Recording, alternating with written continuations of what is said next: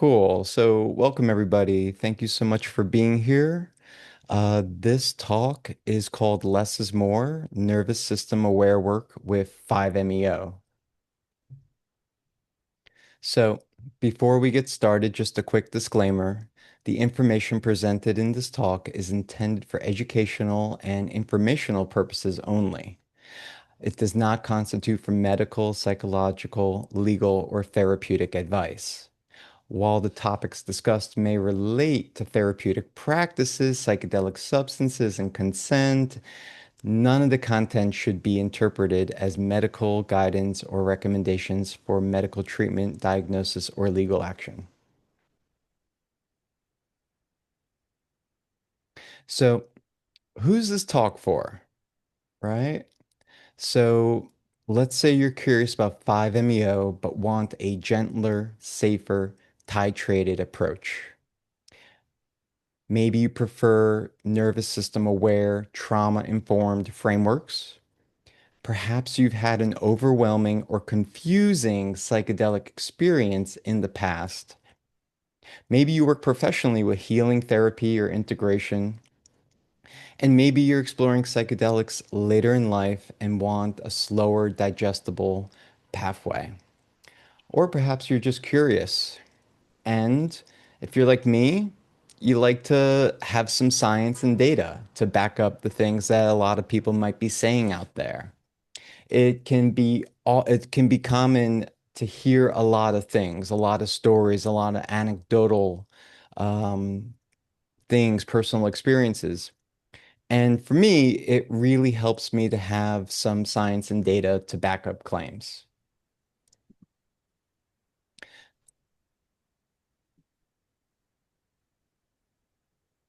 So, a little bit about me.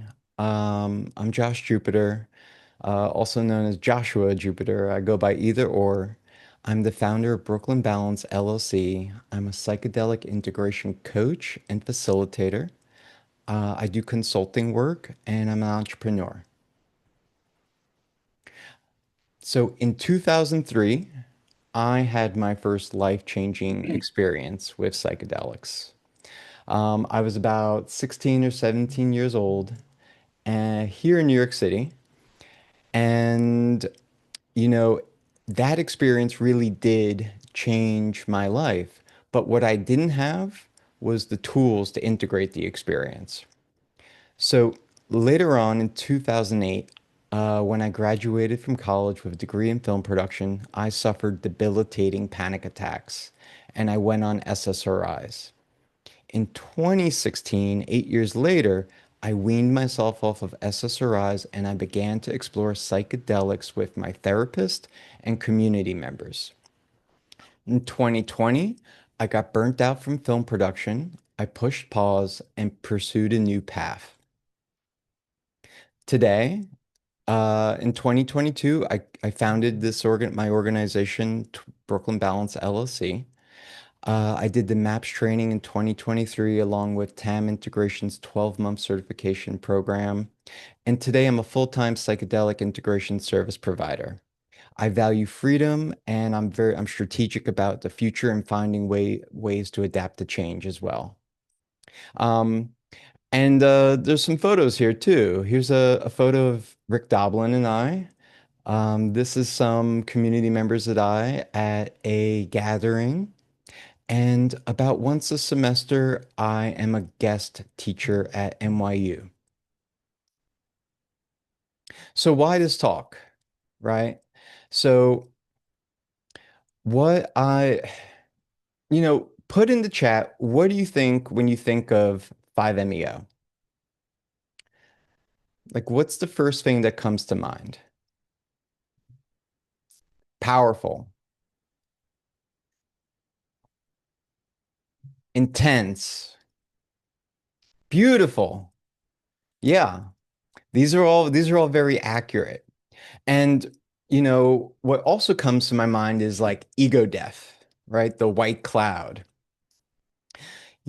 But emerging research and clinical experiences are showing that low doses support psychological work, somatic unwinding, emotional processing, and it allows for a gentler, integration-friendly pathway. Brian says, my only experience has been stepwise. I guess I'd say individual. Each experience is so unique, person to person. Absolutely. Yes, nothing is cookie cutter for sure. We're all unique in our own way. And so, we often might think of like blast off, like a rocket ship. What what a gentler approach can be is softer, nicer, maybe safer.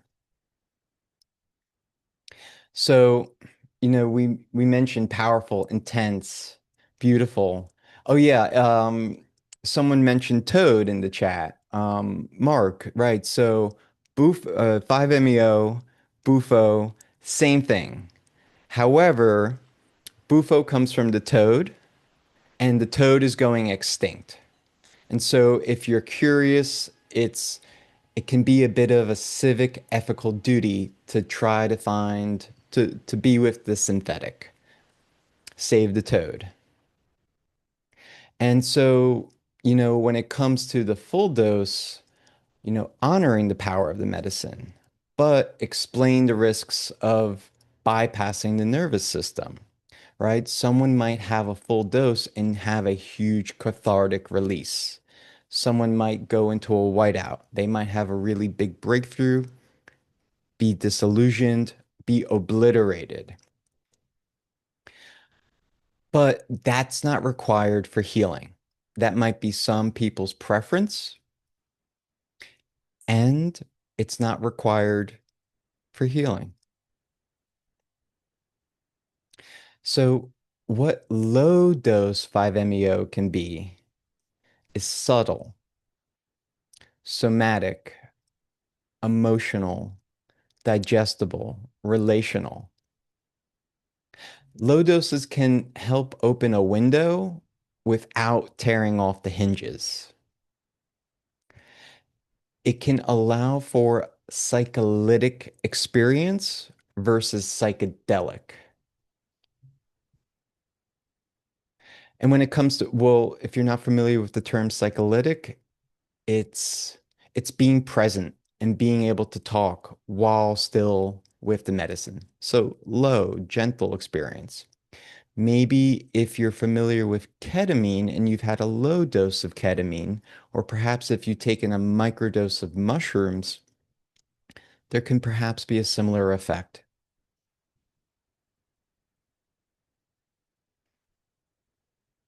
So there was a study conducted. I'm really into this study. It's called Low 5 for Psycholytic Therapy Study, and it was by Ari Franklin and Axel Davids of the Pattern Project. If you go to the patternproject.ca, you can read about it all there. And here are some bullet points, right? So what constitutes a low dose? So less than 2 milligrams of vaporized 5-MeO DMT. The effects last anywhere between 10 and 20 minutes. It's compatible with standard therapy sessions. One might experience increased mindfulness, emotional processing, cognitive flexibility, titration friendly, the ability to work your way up, and therapy compatible, right? Able to work out some of the things going on that you and your therapist or your coach are working on, right? And it can be done in a shorter amount of time rather than a full day. So, if one is working with like a really large dose, it might be a few hours. It might be more of a preparation. It might be more of an experience, and that person might need some time, maybe an hour, maybe two, before they can safely go home, if, or whatever works for them.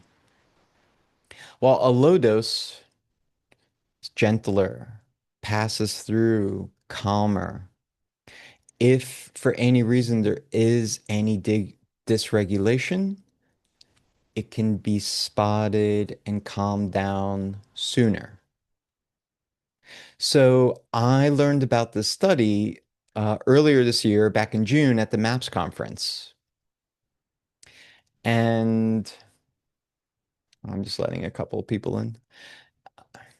And so, what was entailed in it was these clinicians interviewed 11 clinicians and physicians and psychotherapists, social workers, right? They did this study. And so what they found out was there wasn't this overwhelming effect, that it was short, that it was contained, and that there was this window for normal therapy session. They saw that the therapeutic qualities were remarkably stable, and the clinicians reported increases in all the things listed here: mindfulness, cognitive flexibility, therapy compatibility.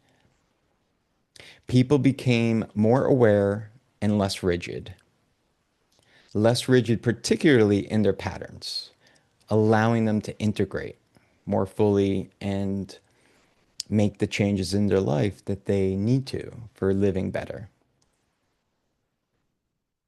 So the low dose work allowed them to adjust the experience in real time based on the person's capacity rather than pushing through for a breakthrough.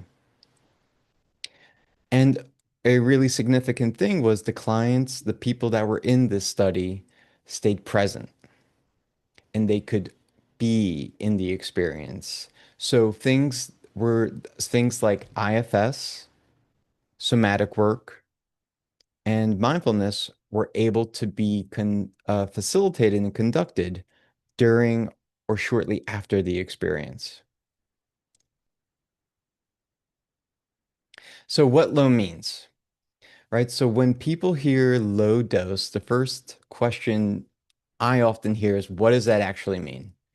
And it's a good question because with 5-MeO, dose really determines the entire shape of the experience. In the research I mentioned on the last slide, the clinicians generally described low 5 as very small amounts in the range of what they called psycholytic doses. So these doses are intended to soften the system, not overwhelm. And I really emphasize like not overwhelming because it's often heard that 5-MeO can be overwhelming, overpowering. Maybe for some, maybe not. A low dose is likely not to produce a full ego dissolution experience. With a full dose, we can often hear I had an ego death. But this 10 to 20 minute window of emotional and somatic cognitive openness can really create a more gentler effect for people to go in and hone in on things rather than just lose control. So low dose is not necessarily a number, it's a response. So what feels low for one person can be too much for someone with trauma, anxiety, or a sensitive nervous system. This is why clinicians emphasize titration, meaning you start extremely small, observe the system, see how it responds, and adjust slowly within a supportive container. They also noted that the intention with low dose work is very different. You're not trying to break through or blast off, you're trying to stay present, relational, and embodied. You're looking for subtle shifts, increased mindfulness, and all of the gentler things to bring us closer to our healing path. So we're not chasing intensity. We're talking about finding the point where the nervous system can stay open without destabilization. For me, I might call that like an unwinding, an unraveling, a loosening, so that we can enter a range of change. Too much, we might go into the harm zone. And too little, we don't feel anything. So, I've already mentioned this a couple of times. Increased mindfulness can create more agency, more emotional processing, right? Having a good cry, having a good laugh can give some relief. Flexibility, less rigidness, more softness, new perspectives. Why the nervous system matters, right? High doses can blow people out of the window, collapse or overwhelm, maybe go into the harm zone, right? We're stable, we find a range of change, but we don't want to overwhelm the nervous system too much. Low doses allow for titration, pendulation, relational presence, right? And with that, we can do some nervous system practices. We can orient ourselves. We can anchor our breath. We can co-regulate. We can regulate with others. We can regulate with ourselves. We can give or receive grounding touch. We can do slow movements, resourcing in a time where we're more malleable, more neuroplasticity. In conjunction with integration coaching or therapy, right? Doing things like parts work, IFS, shadow work, narrative reflection and pacing. Integration makes subtle experiences potent and helps create little milestones or little steps along the way. So, I'm gonna I'm gonna share a personal story. Um, and this is why this work is like why I'm passionate about this work. Why, why and how I chose to get into this work. But earlier in the talk, I talked about I worked in film production and I got burnt out and I went on my spiritual journey. And someone I knew well and trusted referred me to work with a shaman. They said that their experience working with them was 10 years of therapy in a day. Now, today, I know that when I hear 10 years of therapy in a day, that's a huge red flag. But back then, I was just eager. I was just like, I want to do this. So, I rushed into working with this person. One person told me, go work with this person. I had a quick chat with them, got on a plane, flew to Sedona, Arizona, and I really learned a lesson in too much too fast. And basically what happened was, uh, this person was really trying to push me. They were really trying to get me to do more than I was meant for or what I was comfortable with. There was manipulation. And so, there was a moment where I realized I need to get out of here. I need to stop working with this person because I'm, I'm a bit on the edge of things and I know my body and I know my mind and I want to push pause. And so, I had to do that and I had to stop working with that person during the days that I said I would. And they were not happy about it. And for me, um, being in a sensitive place, having worked with a couple of different medicines, I was much, much more sensitive. My system was much more sensitive. And I found the experience to be traumatic and destabilizing. And it took me some time to get through that. And, I have a lot of gratitude for the people that I had peer support at the time. I had people in my life at the time I could reach out to for help. And I had other teachers and mentors here back in New York that I could reflect with. And the experience was still agitating and pretty traumatic for me. So I learned a big lesson in going slow, being safe, and really building a container that matters with slowly and with intentionality. So, if you're considering working with 5-MeO, there are plenty of risks and contraindications. Do you take any prescription medications? Right? Have you had a another recent psychedelic experience that maybe was too soon, like MDMA? Do you take certain pain medications, antibiotics, lithium, right? A low dose does not eliminate risk. It can just help reduce overwhelm. How's your heart, your cardiovascular system, your blood pressure? Do you have hypertension, arrhythmia, heart disease, history of seizures, respiratory depression? These are all serious things to consider. Are you in a acute crisis or a serious crisis? Suicidal ideations, bipolar, psychosis history, unstable nervous system. Does it take you a while to get back to baseline after being triggered? Or, is there any bypass or like this desire to have an exorcism at a catharsis level? That's a thing. Uh, um, and if you're not sure and you want to speak with a medical professional, I highly recommend Dr. Ben Malcolm, the spirit pharmacist.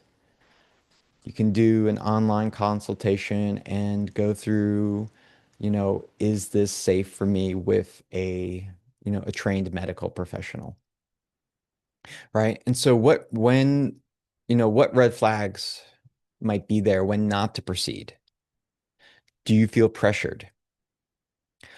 Are you or your facilitator or someone else trying to force a breakthrough? Keep going, more and more and more. No, no, no, no. You feel disassociated before starting. Are you present? Are you really there? You know, disassociation or zoning out is, history becoming safe again, and it can happen. So, really making sure that there's grounding and that there's presence. Does your facilitator discourage questions? Do they say something like, oh, you're getting in your head too much, or you're not there yet? There's no screening. Show up, come on over. There's no integration plan. There's no consent-based culture. And so, why less is more, right? So, integrate into daily life can be simpler. We avoid overwhelm. We support trauma resolution. We're not seeking to create more trauma. We're aiming to heal, reduce trauma, encourage agency with you, deepen embodiment, build capacity, and create sustainable transformation, right? So, what does low dose 5-MeO actually feel like, right? So, subtle doesn't necessarily mean small. There can be a softening, emotional opening, subtle vibrational shifts, a micro unraveling. I really like the term unraveling. Breath expansion, gentle presence, quiet insights. And when it comes to unraveling, medicines are a tool. I'm very vocal. There's so many tools out there, and one does not need medicine to actually unravel. There's so many other things out there, so many other practices that don't involve taking a psychedelic. Preparation essentials, right? Your set and setting. How's your mindset? Where are you doing it? Somatic resources. What's available to you for what you need for your body, for caring for yourself? How familiar are you with your nervous system? For me, I can share, I have a part in my nervous system that is chaos. And when it comes online, I can feel it and I can say, whoa, that's chaos. I need to back off. Knowing your intention, slow pacing, having boundaries, practicing consent, clear agreements, integration essentials, right? Afterwards, taking some time, not just go back to daily life. Journal, doing some somatic reflection, massage, right? Acupuncture, parts work, spending time in nature, micro actions, continued support, and allowing the process to unfold naturally. And so, who does this approach serve best? So, it could be for anyone in which it's safe for and there is reduced risk for someone who is confident in receiving it. And if you have a sensitive nervous system, like me, if you have a history of trauma, many of us, if you're newer to psychedelic work, maybe if you're on the older side of age, if your body is in a bit more of a fragile place, maybe if you're in hospice or palliative care, if you're seeking emotional depth, if you're recovering from a difficult journey and you're still seeking to work with medicine, and anyone who wants sustainable growth, right? And so bridging the science, somatics, and the spirit, right? So we touched upon science, the nervous system, psychology, and it all triangulates. It all comes to center when we put these tools together and we put these modalities and what works for best. And so, sometimes we can reach for different things when those things serve us best.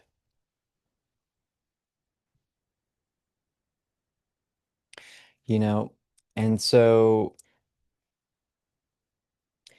you know, capacity can be a thing. And especially, if you live here in New York City where things are really busy, there's a lot going on, capacity is a thing.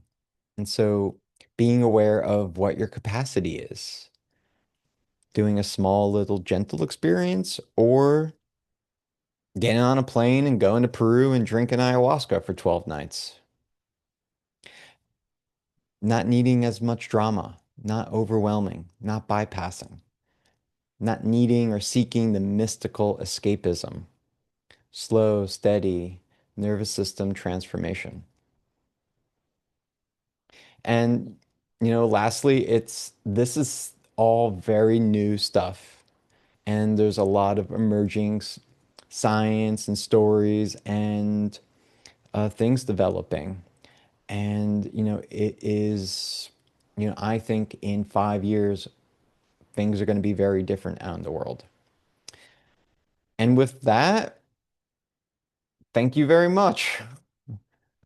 Um, so thank you, for attending. Here's a QR code. You could scan it. You could go to my website, brooklynbalance.org. Here's my email address if you'd like to reach out. I'm on social media. One person mentioned that they found me on Instagram. And I'd like to open it up to a Q&A.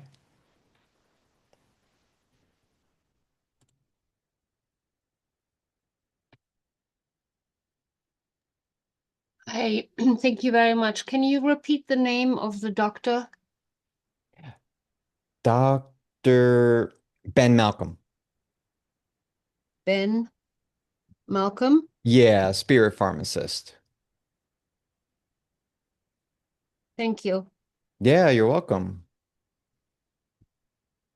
And if anyone just has any reflections too, those are welcome. Any thoughts? Josh, I have a question. Yeah. Yeah. Thank you so much for all this information. It's super helpful. And you're talking a lot about the nervous system and like making sure we don't kind of overload the nervous system and like watching out for that. And I think just through my own experiences and just for me to know,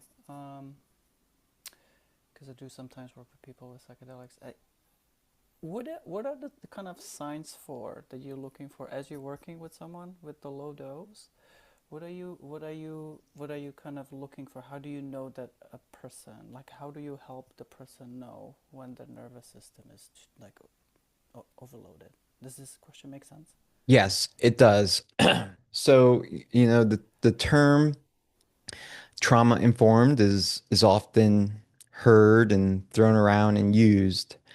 And it's having a trauma informed approach, being present and noticing any signs of a trauma response,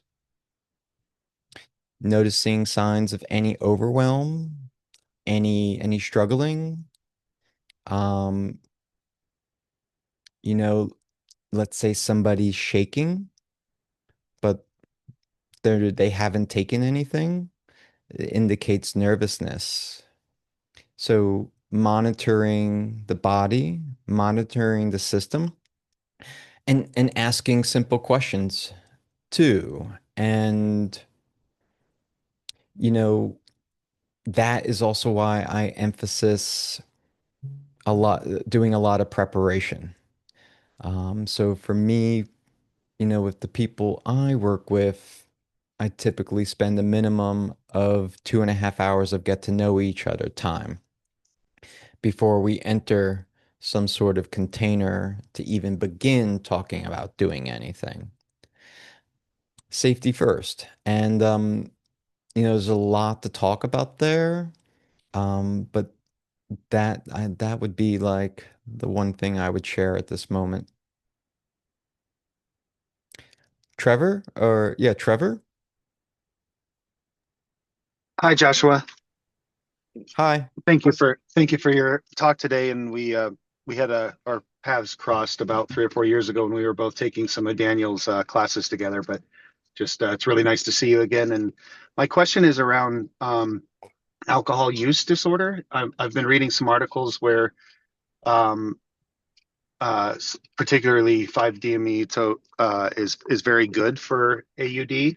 Have you seen any of that? And have you or could you leave resources or links to any information you've seen around AUD in the treatment? I personally have not seen anything at this time. It's something I'd be very interested to learn about and look into. I'm gonna look into that for sure, but at this moment, I personally don't I don't have any information on that. Okay, thank you. Yeah. There's what I would be curious about though is if there was data coming out of it and, research, what was done in conjunction with the medicine? What type of preparation were they doing? What kind of container was it? What kind of integration and therapy were they doing? Because, you know, often we can hear stories of, someone might say, I took mushrooms and I don't want to drink anymore. Great. And there can often be a bit more to that than just having the experience. But if I had to guess one thing, I would say, perhaps the medicine gave um, some of these folks more capacity to deal with the issues behind the issues. Jeff?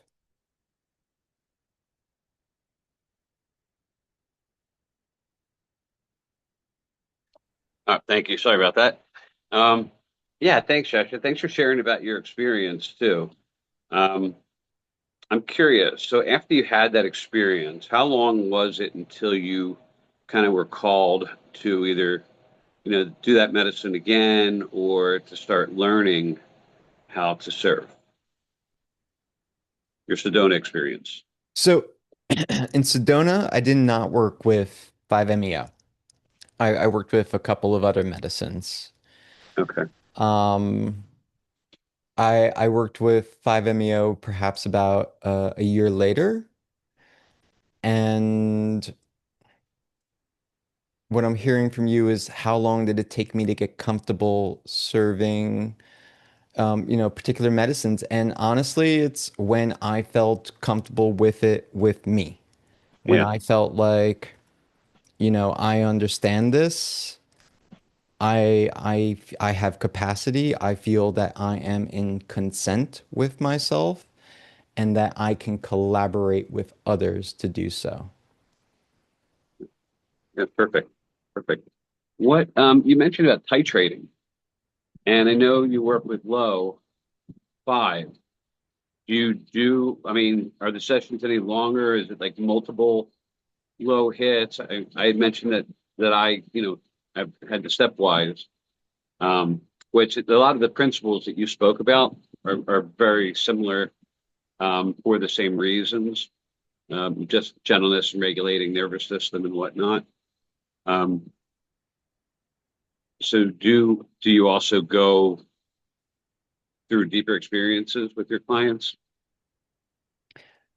Not at this time. No. And there's there's only so much of this kind of thing that I'm open to talking about publicly. And Understood. if you want to do a call with me one-on-one, we could do that. All right, that's great. I'm sorry I didn't mean to put you in any No, kind of an no, it's awkward. it's totally cool. It's expected in this kind of thing. Yeah, it's great. I love this medicine. I think it's incredible. I think it's really important, and I think this low dose is such a way to go because I had an experience of Bufo where the facilitator and I had a lot of psychedelic experience, and the facilitator asked me how I like to go in. I said pretty heavy, and he took me in so heavy that I had the most terrible experience and didn't want to touch medicine for 2 years Yeah. until I learned about low dose. So I definitely can understand that. Yeah, thank you for sharing. Thank you, Josh. Jason. Hey there, Josh. Thank you so much for this really great talk. I have two questions, if that's okay. One had to do with the titration and SSRIs. I mean, my sense is that SSRIs are dangerous if there's an MAO inhibitor component, but that they may simply blunt the experience or not for the tryptamines. So I would think that this would be perfect for somebody who is on an SSRI because you start low and you could titrate up slowly. And I just wondered what your thoughts are around that. And I don't know if I should ask my second question or what. So I'm going to answer this question first. I don't have any thoughts on that because I'm not a doctor. I don't give medical advice. I got you. So that I would refer you to Dr. Ben Malcolm for that question. I'm a doctor. I don't know. Oh, cool. Or you. Yeah, But I don't give any thoughts on that kind of thing. Sorry. sure, fair enough. Second question had to do with, you talked how this is somewhat appropriate for someone who has a sensitive nervous system, which is really interesting. And we talked a little bit about the trauma response in the nervous system, but also I know that Gabor talks about the highly sensitive person. It's sort of a trait that's your whole life and is unmodifiable. And I wonder what your thoughts are on sort of that distinction. And are there people who are just inherently highly sensitive rather than being triggered from trauma per se? So I was walking down the street the other day, a few weeks ago, and I saw Gabor Mate on my block, and I had an opportunity to thank him for his service. I love his work, and I identify as a highly sensitive person. I identify as neurospicy, like slightly on the neurodivergent scale. And I identify as having a sensitive nervous system. And, some of us have trauma with a capital T and some of us have trauma with a lowercase t. Um, I would say it varies because there are times in our lives where someone might have like a significant amount of trauma, but they're more grounded and they're less sensitive. And then that might change. And then there's times where someone might have less trauma, but they have a lot of stress and they have a lot of things going on, and they're way more sensitive in that state. Me personally, I seek to meet people where they are in that moment. Um, and there simply are some people who are just very, very sensitive to all things at all times. Um, it's complex. This is a talk of its own right here. What was the last part of your question? Um, I think it related to exactly what you're addressing, Okay. right? Just the highly sensitive. Is that Yeah. an inherent quality of somebody that's just part of their phenotype, or is that a trauma response? Hmm. Yeah, I don't know. I don't know. Yeah. I don't know. I never thought about that, to be honest. It's a great question, and I would love to talk more about that in the future. Well, from your experience, when you're talking about the sort of spicy nervous system, and you've worked with this sort of gentle but helpful medicine, um, do you feel that it has changed your sort of neurodivergence to the extent that you want to change any of that? I would say that the medicines in general, and this one too, have helped me have more mindfulness, more clarity, more presence, and have brought more awareness to my nervous system so that outside I can do somatic practices, I can do the work to live a better life with outside of the medicines. Does that make sense? It makes a lot of sense. Thank you so much. Cool. Mark. Hi, a couple things. I just wanted to thank you for emphasizing the importance of low dose, which I think applies to all medicines.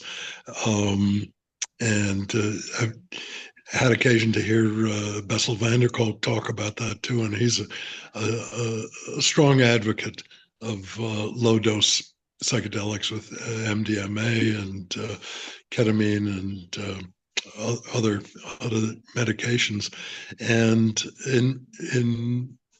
I find it's useful both in treatment context of working with people who are trying to overcome trauma or substance dependency, uh, and as well as with people who are looking for personal growth, and just to assist in a deeper psychoanalytic approach. And I think the importance of it lies in the questionable value of so-called ego death, ego dissolution. Mm. I think it can, on some occasions, be a powerful experience that can lead to um, change.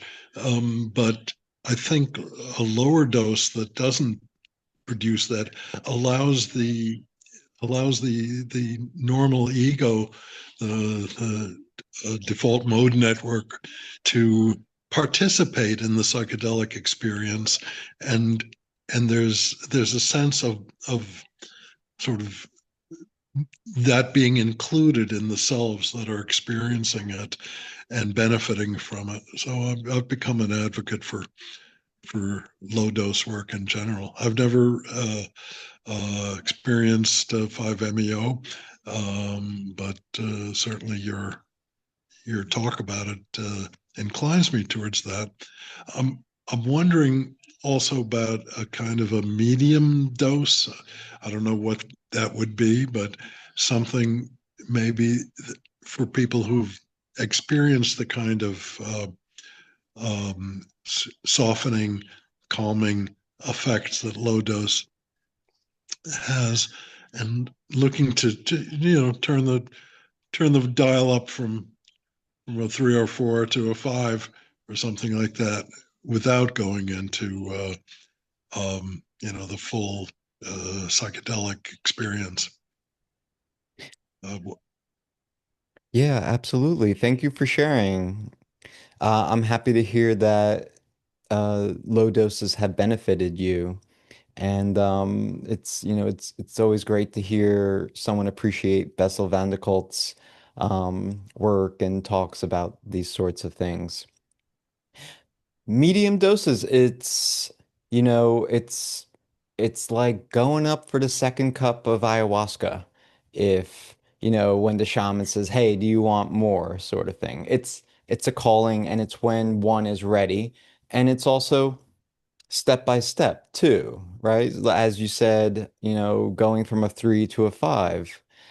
How much time does the individual need for that?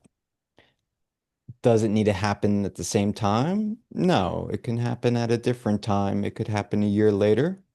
And it's also many facilitators do a titration process. I think I saw in the chat, someone mentioned the titration process of building up to a full experience as well. So that's something that some practitioners, facilitators, uh, do to build people up from a low to a medium to a high dose. And perhaps with that, they might even achieve an ego dissolution as well, or maybe not. I think again, I think each person is very unique to their own experience, and that there's different strokes for different folks, and 1 milligram of this might make this person feel that, but 1 milligram of that might make this person feel this. So it's very interesting, these things. And again, thank you so much for being here and for sharing that about yourself. And it's a great question. Thank you. Brian, did you have your hand up? I did, but you took care of quite a lot of what I was going to say. But I want to thank you for this really thoughtful introduction to Low Dose 5. I really appreciate that.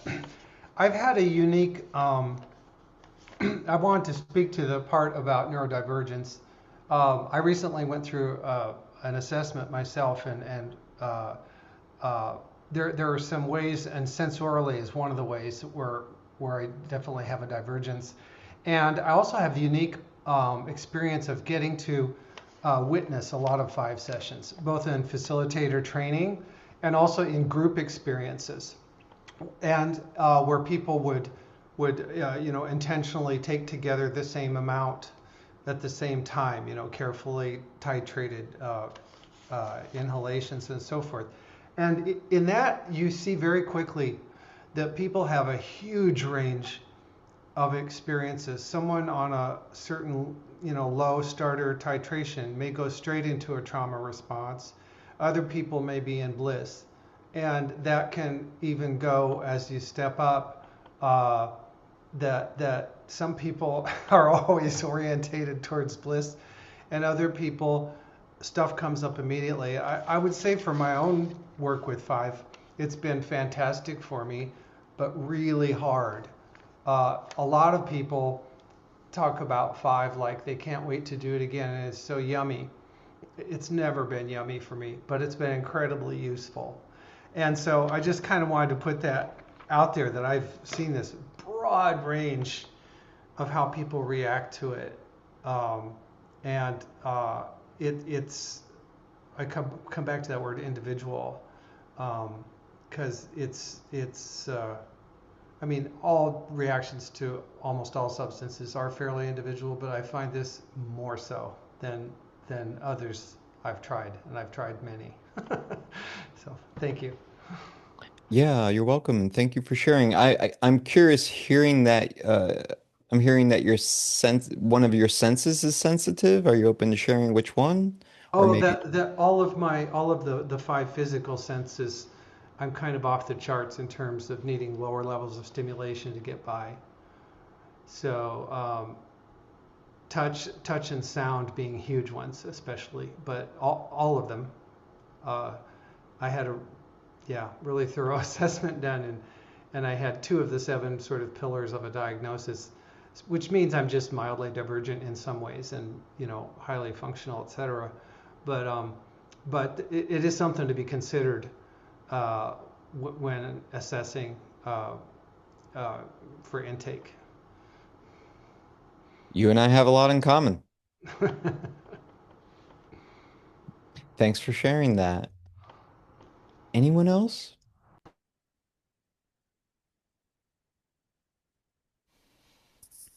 Cool.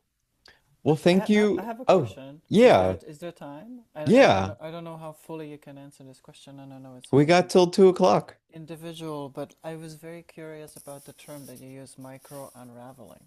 I am, Micro unraveling. yeah, I'm. Can you say more about that? Because I'm like, whoa, what is, you know? Yeah. Right. So unraveling, right? Maybe for some people, they've walked through life and just said, this is how I am. I can't change anything. And then one day they say, I want to change some stuff. And one day they say, well, how can I change some things in my life without, the whole ball of yarn going all over the apartment, the house?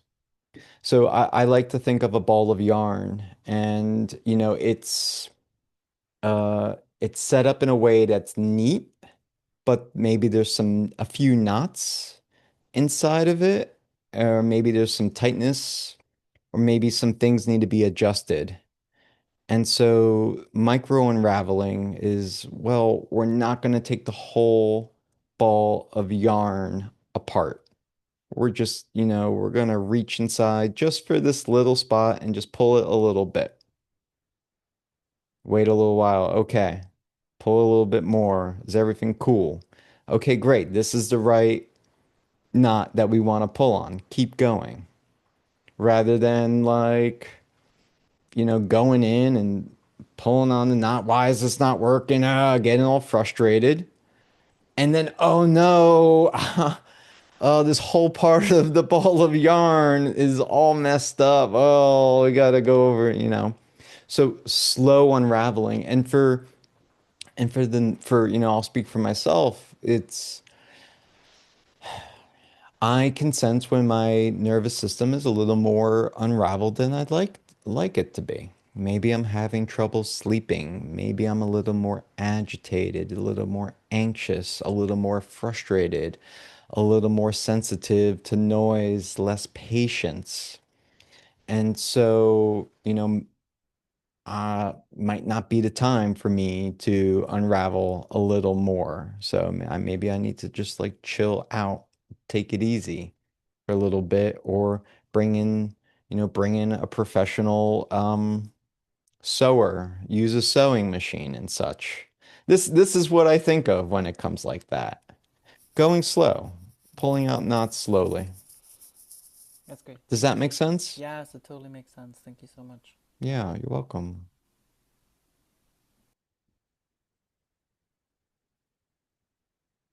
Anything else? Anyone else?